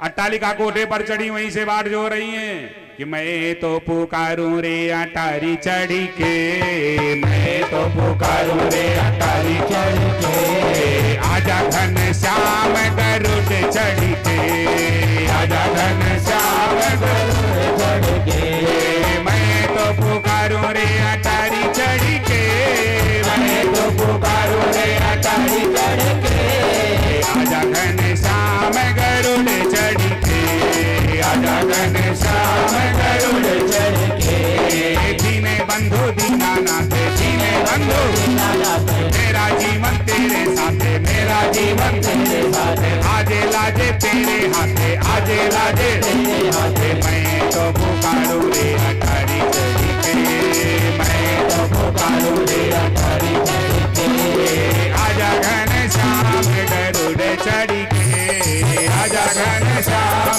गरुड़ चढ़ी के, आजा घन श्याम गरुड़ चढ़ी के, आजा घन श्याम गरुड़ चढ़ी के। बोली द्वारिकाधीश भगवान की जय हो। कोठे पे बाट जो रही है कि ब्राह्मण देवता अभी ना आए, यदि आ जाए तब तो मंदिर जाएं। तब तक उनकी बाईं भुजा फरकने लगी रुक्मणी की, और नारी की जब बाईं भुजा फरके तो मानो शुभ सगुन है। जैसे बाईं भुजा फरकने लगी, क्या देखा, ब्राह्मण देवता उधर आ रहे हैं। अट्टालिका कोठे से बरोठे में आई, तब तक ब्राह्मण देवता प्रवेश किए। ब्राह्मण देवता को भगवती रुक्मणी ने नमन किया, प्रणाम किया, पूछा क्या हुआ। अरे कहा राजकन्या सब ठीक है हुआ, निर्णय बड़ा अच्छा लिया है। हाँ हैं, अरे देखो मुझे बड़ा सुंदर हार दिया है। अरे कहा क्या, कहा समय से आ जाएंगे। हीरा पन्ना मणिमुक्ता देती है ब्राह्मण को, और फिर पुनः उन्हें प्रणाम करती हैं। ब्राह्मण जी आशीर्वाद देते चलते बनते हैं। इधर भगवती रुक्मणी क्या करती हैं, सखियों के मध्य में होकर के मंदिर की तरफ प्रस्थान करती हैं। बोलिए द्वारिकाधीश भगवान की जय हो। ये सूचना पहुंच गई किसे, शिशुपाल को, कि दूल्हा बन करके आए हो, लेकिन दुल्हन की विचारधारा को डगमग दिखाई पड़ रही है। हाँ, विदा कराने में समस्या है। सतर्क हो गया शिशुपाल, अपने नगर से और सेना को बुलाया, नगर के चारों तरफ सेना लगाया, मंदिर के चारों तरफ सेना लगा दिया, परिंदा पर न मार सके। ए लड़के तुम लोग हटो यहां से। बोलिए भागवत भगवान की जय हो। स्थिति क्या होती है ऐसी परिस्थिति में, जब रुक्मणी चलती है पूजा करने के लिए। रुक्मणी के चारों तरफ हैं सखियां, सखियों के मध्य में है रुक्मणी है, और सखियों के चारों तरफ है सेना। और जब पहुंचती है मंदिर में, जब पूजा किया है, पूजा हो गया, घूम करके देखा कन्हैया ना आए, फिर पूजा शुरू कर दिया। फिर पूजा हो गया, फिर घूम करके देखा कन्हैया ना आए, फिर पूजा शुरू। सखियां कहती है कितनी बार पूजा करोगी भाई, किसी को और थोड़ो पता है मामला कुछ दूसरा है, सखियां ये सब नहीं जानती हैं। कहा कितनी बार धूप करोगी, कितनी बार आरती करोगी, हैं कितनी बार पूजन करोगी। कहा कर लेने दो। है जब तीसरी बार जब पूजन हो गया, भगवती लड़ने लगी रुक्मणी, किससे, दुर्गा जी से। ए दुर्गा मेरी सुनोगी नहीं, कन्हैया आएंगे नहीं, क्या बात है बताओ तो। दुर्भगाया न मेधाता नानुकूलो महेश्वर। क्या अनुकूल नहीं है, महेश्वर शंकर अनुकूल नहीं हो, गणेश अनुकूल नहीं हो, दुर्गा तुम अनुकूल नहीं हो मेरे, क्या बात है, कन्हैया क्यों नहीं आ रहे। भगवती को प्रकट होना पड़ा, आशीर्वाद देना पड़ा। अरे क्यों घबरा रही हो, मन जाहि राजेव मिलई सोबर सहज सुंदर, करुणा निधान सुजानशील स्नेह मानत। आशीर्वाद दिया है, जिसको मन में बिठाया है, पत्र दे करके जिसको बुलाया है वो आ रहा है। आ गए द्वारिकाधीश, मंदिर की तरफ देखा, बस जल्दी से प्रणाम किया भगवती को। पहुंचती है रथ के पास, बढ़ाया हाथ, भगवान ने पकड़ लिया हाथ, रथ पर बिठा लिया। बोली द्वारिकाधीश भगवान की। जिस समय भगवान रथ पर बिठाते हैं रुक्मणी को, सैनिक लोग देख रहे हैं, सखियां सब देख रही हैं। अरे वाह क्या गजब की जोड़ी है वो। हाँ, कृष्ण शब्द का अर्थ है करसेति कृष्णा, जिसमें आकर्षण हो, जिसमें खिंचाव हो। सबके चित्त को अपनी तरफ खींच लिया। भगवान का एक नाम है चित्त चोर, वो चित्त को वो चुराने वाले हैं, सबको अपनी तरफ खींच लिया। देख रहे हैं, अरे वाह वाह क्या सुंदर रूप है, क्या सुंदर जोड़ी है। धीरे धीरे रथ को चला दिया। रथ जब आंखों से जब ओझल हुआ, पलके तब नीचे आई। सैनिकों ने सोचा वाह वाह, जिसलिए नियुक्त किए गए थे वो तो काम ही हो गया हो। हाँ, सैनिक लोग सोचते हैं अब हम क्या करें, जिसलिए नियुक्त किए गए थे वो तो कार्य ही संपन्न हो गया। इधर सखियां दौड़ती हुई गई, कहां सखियां दौड़ती हुई जाती हैं, कहां जाती हैं? रुक्मिणी जी के माता के पास। रुक्मिणी की माता जी ने पूछा, अकेले चली आई, कहाँ छोड़ा उन्हें? अरे कहा मैया वो गई। कहाँ गई? कहा ससुराल गई। कहा विवाह नहीं हुआ पहले चली गई। अरे कहा गई तो गई। बड़े अच्छे दूल्हा सरकार थे। कहा है बड़े अच्छे? कहा हाँ हाँ बहुत अच्छे दूल्हा सरकार, क्या गजब की रही जोड़ी। अब ये सूचना जब शिशुपाल तक पहुंची, शिशुपाल ने सोचा हाय अब क्या करें। कोई दूल्हा बन करके आए, दुल्हन अलग भाग जाए तो दूल्हा के हृदय पर क्या बीतेगा भाई। राज समाज में उपहास का पात्र। अब जरासंध भी था और सब राजा लोग थे, सब तुरंत वहां उद्घोष करते, ये कैसे हम राजाओं के मध्य से वो ग्वाला राजकन्या का अपहरण करके लेकर के जाए, बर्दाश्त नहीं होगा, निश्चित है वध किया जाएगा। शिशुपाल को जब ललकारते हैं, शिशुपाल ने सोचा एक बेइज्जती दूल्हा बन के आए, दूसरी बेइज्जती दुल्हन अलग भाग गई, अब तीसरी बेइज्जती दुल्हन का पीछा करें, बेइज्जती पे बेइज्जती है, मुख दिखाने के योग्य ना रह गए। तुरंत डोली में बैठा और कहा भगो भाई यहाँ रुकने के योग्य नहीं है। रुक्मिणी के भाई जो रुक्मी है प्रतिज्ञा करते हैं या तो हम कृष्ण का वध कर देंगे और यदि वध ना किए तो राजमहल में पैर नहीं रखेंगे। अपनी सेना लेकर के और चल दिया, सेना लेकर के चल दिया। ललकारा भगवान श्री कृष्ण को, कहा रुक जा ग्वाला। भगवान ने कहा आवाज धीमी कर, पहले रिश्ता हो गया है सार का। हाँ रिश्ते में सार लग रहे हो ना, सार को उलट के पढ़ो क्या बनेगा, रसा। हाँ ऐसा रस, रस में भंग न डालो भाई।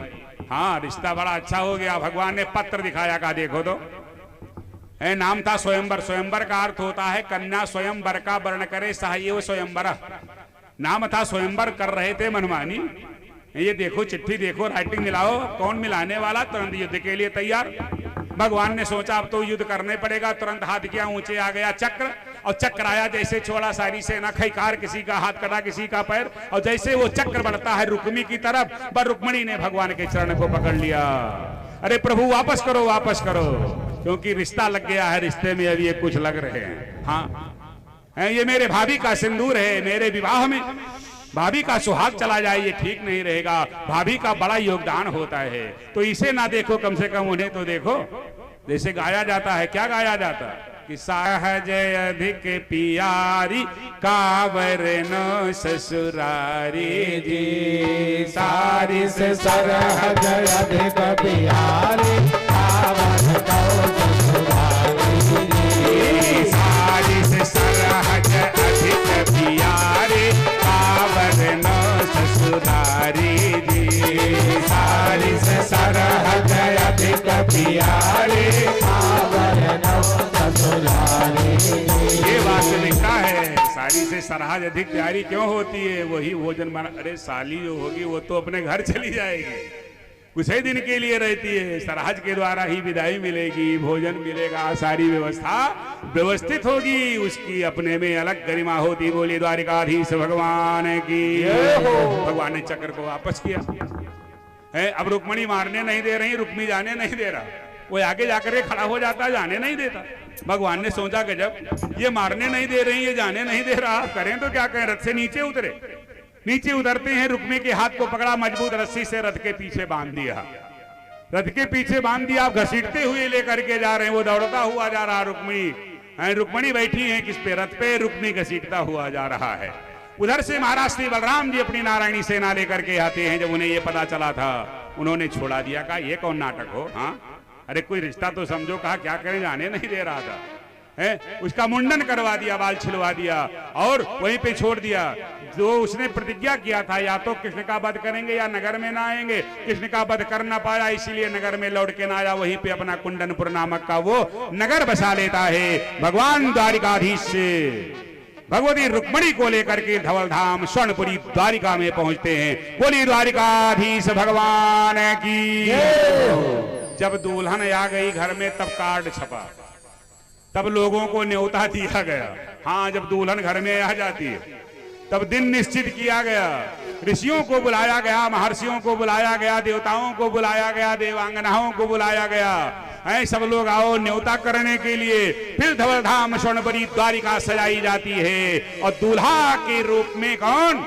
श्याम सुंदर कन्हैया कृष्ण द्वारिकाधीश, और दुल्हन के रूप में राजराजेश्वरी मां परम्बा जगत जननी जगदम्बिका आदिका शक्ति भगवती महामाया रुक्मणी।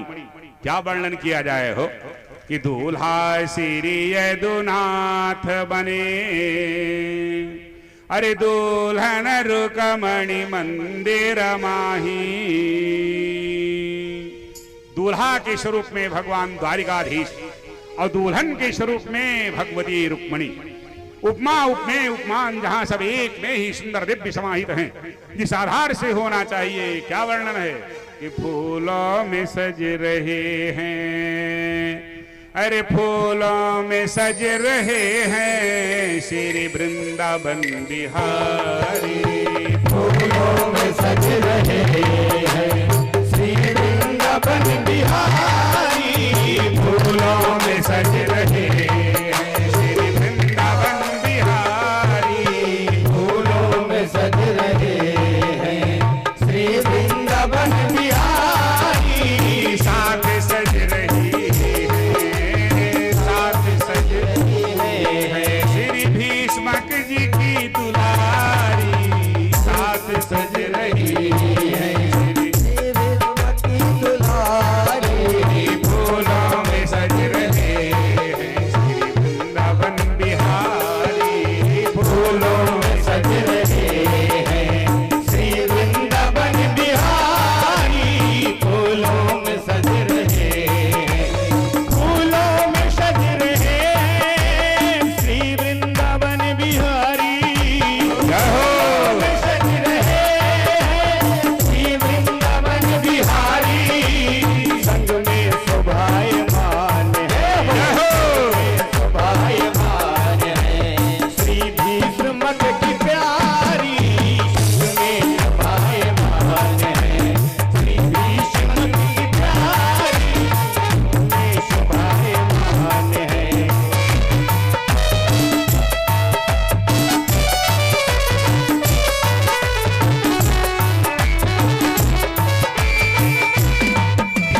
तेरा समुकुट सर पर रखा है किस अदा से।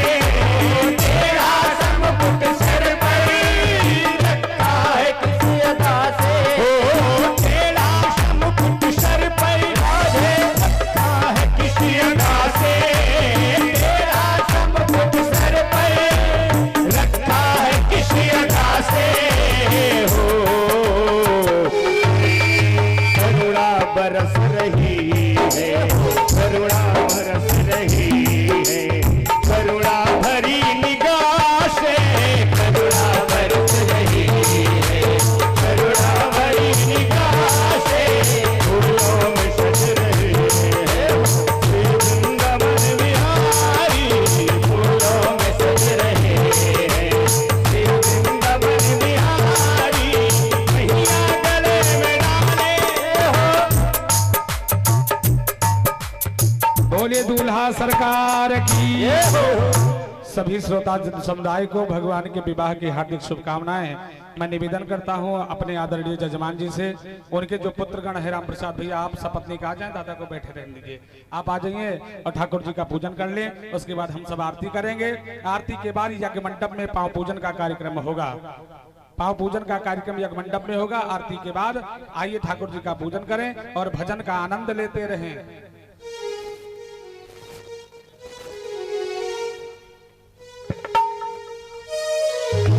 सहनाइयों की हो सदा कह रही है।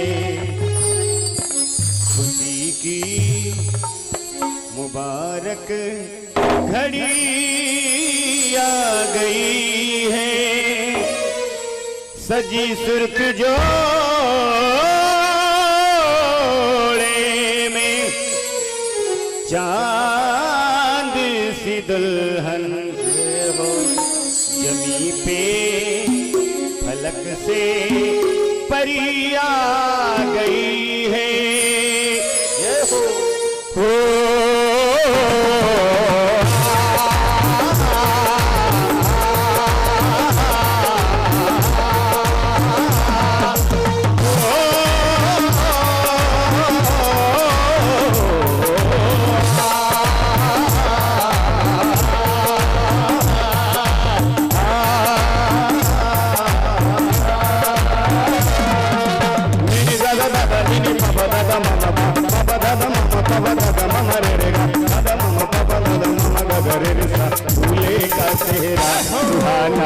लगता है, दूल्हे का सेहरा सुहाना लगता है, दुल्हन का तो दिल दीवाना लगता है। ओ दूल्हे का सेहरा सुहाना लगता है, दुल्हन का तो दिल दीवाना लगता है।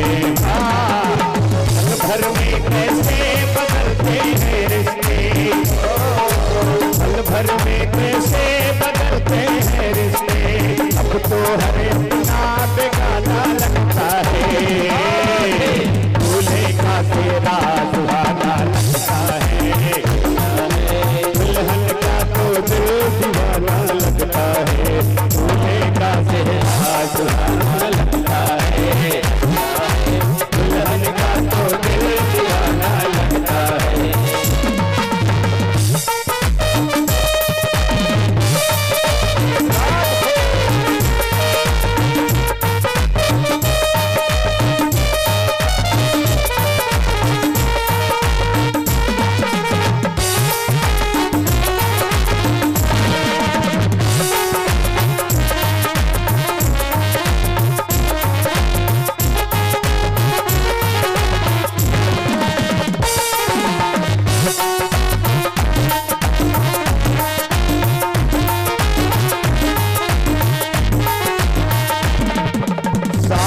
फेरों से बना जन्मों का ये बंधन,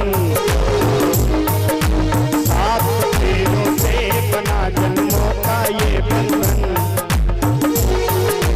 प्रेम से जोड़ा है प्रभु ने प्रीत का दामन, नई रस्में नई कस्में नई उलझन।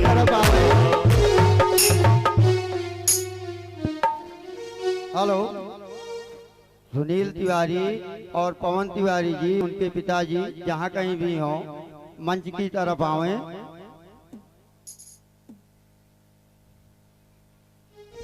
सात फेरों से बना जन्मों का ये बंधन, प्यार से छोड़ा है प्रभु ने प्रीत का दामन, नई रस्में नई कस्में नई उलझन, होठ है कहीं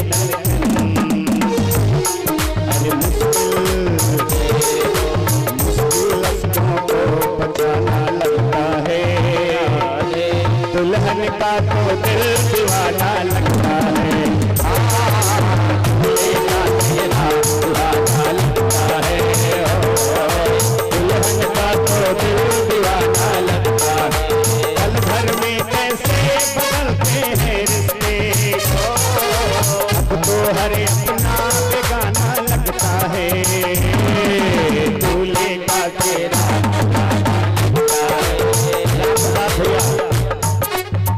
बड़े जजमान बधाई बल्कि आज भगवान कन्हैया का विवाह होता और आप उधार करोगे तो उधार ही ले लेंगे आपसे। फिलहाल हम गा रहे हैं। तिवारी परिवार से भी निवेदन है कि सब लोग एक एक करके आए और दर्शन करते हुए नीचे जाएं। पल भर में कैसे बदलते हैं रिश्ते,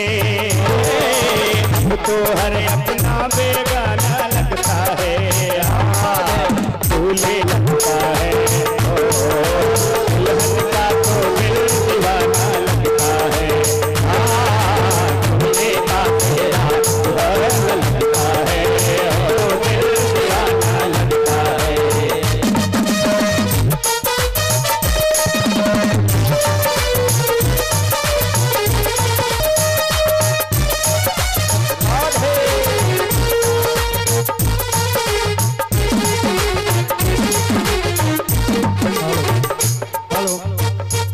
सीताराम के पुरवा के समस्त तिवारी परिवार से अनुरोध है एक एक करके आवें और दर्शन करते हुए अपने स्थान को जाएं।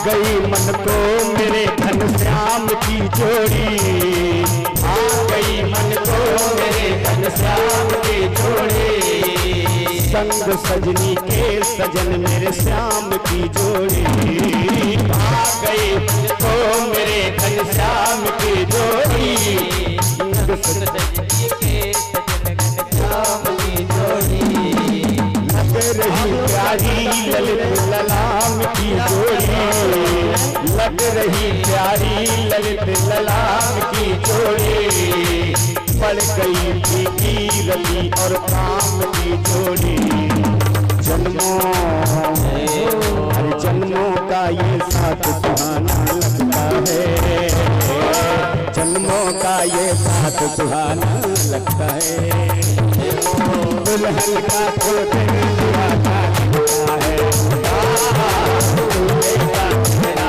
सुहाना लगता है दुल्हन का तो दिल दीवाना लगता है पल भर में कैसे बदलते हैं रिश्ते पल भर में कैसे बदलते हैं रिश्ते अब तो हर अपना बेगाना लगता है दूल्हे का तेरा दीवाना लगता है दुल्हन का तो दिल दीवाना लगता है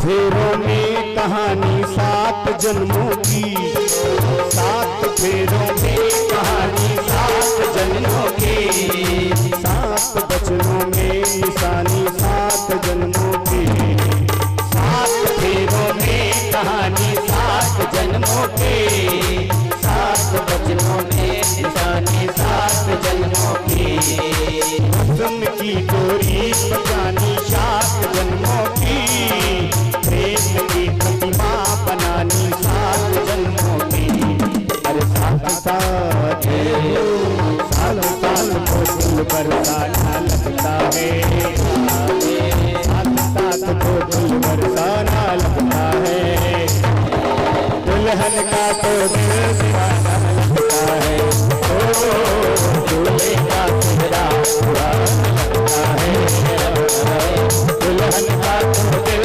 दीवाना लगता है ओ दूल्हे का चेहरा सुहाना लगता है ओ दुल्हन का तो दिल दीवाना लगता है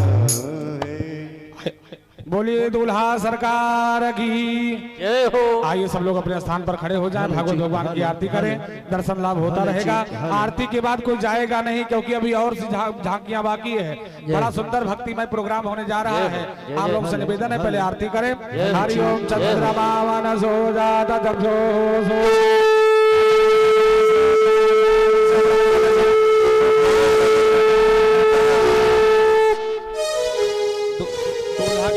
दूल्हे किसन तेरी आरती गाऊं दूल्हे किसन तेरी आरती गाऊं दूल्हे किसन तेरी आरती गाऊं ये गिरधारी तेरी आरती गाऊं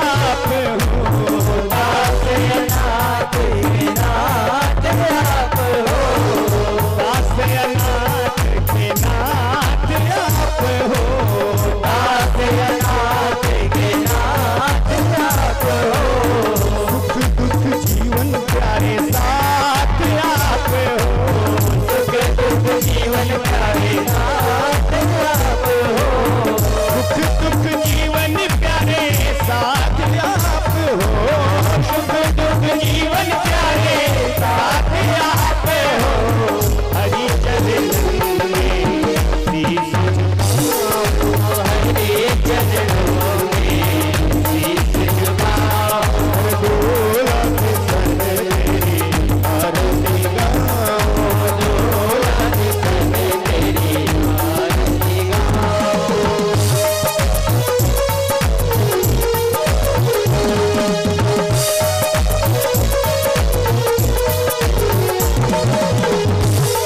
मेरे मोहन जीवन धन हो, मेरे मोहन जीवन धन हो, मेरे मोहन जीवन धन हो, मेरे मोहन जीवन धन हो, श्री हरिदास के प्यारे तुम हो, श्री हरिदास के प्यारे तुम हो, मेरे मोहन जीवन धन हो, मेरे मोहन जीवन धन हो, देख युगल छवि बलिहारी जाओ, देख युगल छवि बलिहारी जाओ, दौलत सन तेरी आरती गाओ, दौलत सन तेरी आरती गाओ, दौलत सन तेरी आरती गाओ, दौलत सन तेरी आरती गाओ, कर्पूर गौरम सर्वावतारम संसारसारम दुःखितहारम सदा वसंतम हृदयारविंदे भवं भवानी सहितं नमामि, भवं भवानी सहितं नमामि, त्वमेव माता चन्द्रा त्वमेव, त्वमेव ललो चन्द्रा त्वमेव, त्वमेव विद्या सर्वं मम देव देव, त्वमेव सर्वं मम देव देव, नीलं श्यामल कोमलांगं सीतासमानं